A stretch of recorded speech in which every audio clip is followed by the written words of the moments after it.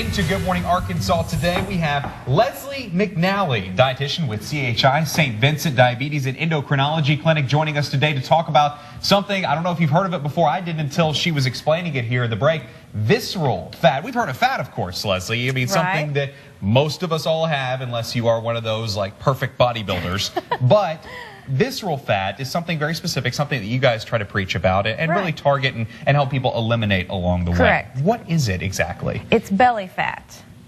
Fat around the organs. Okay. Which, when you have that extra fat around the organs, those organs do not work as well as they need to. Gotcha. Which can lead to type 2 diabetes, hypertension, as well as fatty liver disease. Okay, so it's the dangerous type of fat. Not the good kind of fat, which we'll get to in a minute. Real quick, do want to show this off. This is something that I know hospitals, doctors, nurses use all the time to explain, you know, kind of what fat looks like, really, but what it feels like. And you can't know what this feels like, but I can tell you that this right here, this big chunk, 5 pounds of fat. And look at how much this is. I mean, that's scary to think about.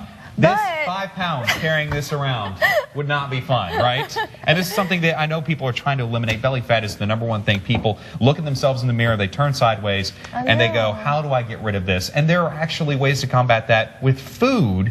Eating the right things. I've heard 80% of someone's weight dictates on what they eat.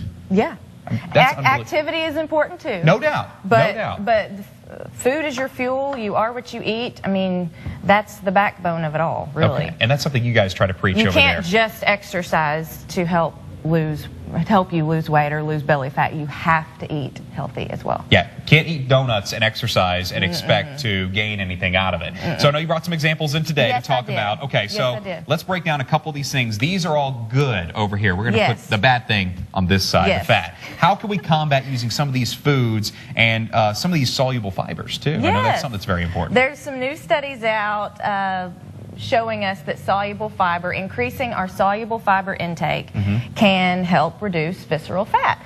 And so pinto beans are very, very high in soluble fiber. Your fruits and veggies, I brought a few here that are high in soluble fiber. Pears, prunes, apples, oranges, those are really the highest. I added the blueberries here just because this is one of my favorites, and it's extremely important in our diet. And yes, it does have some soluble fiber. Okay, good. Nuts, I brought the almonds, and this is something that, you know, I include it daily on my daily regimen, but this is a good fat. Okay. And good fats help get rid of belly fat, and it's because they reduce your cortisol levels. Cortisol is a stress hormone, and if you're a really high stress person, you might find that you have extra belly fat there, and it's just because your cortisol levels may be a lot higher. So these put the flame out. The good fats put the flame out. Really? Nuts, seeds, avocado, olive, canola, peanut oil, peanut butter. You know, those are some good fats to choose to help put that flame out.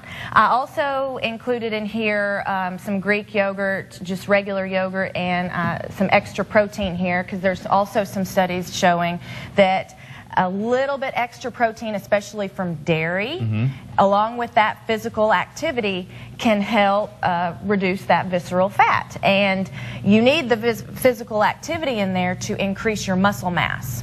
So the more muscle mass you have, the more calories you burn per minute. You talk about physical activity. How much physical activity to complement a healthy diet would be most effective if someone wanted to lose, let's just say, 5 pounds of this fat? I recommend 3 to 5 times a week. Okay.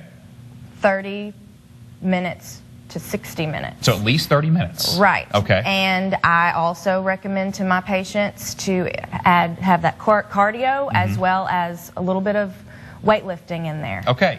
Build that muscle up. Kind of like a circuit training. Correct. Circuit training is great. There's so many different workout programs out there. I'm sure you guys hear about them all the time. And, you know, of course, they've got CrossFit. They've got the different types of dance routines. Zumba. That's another big. I've done Zumba on the show before. Fun. Yeah. I used to do it, but I kind of quit that one. Well, it's okay. You can always jump back on that horse if you want to. I'm a runner. I like to run, and I like Tae-Bo. And okay. Tae-Bo, I like to punch and kick. Helps get rid of some of that excess aggression. Okay.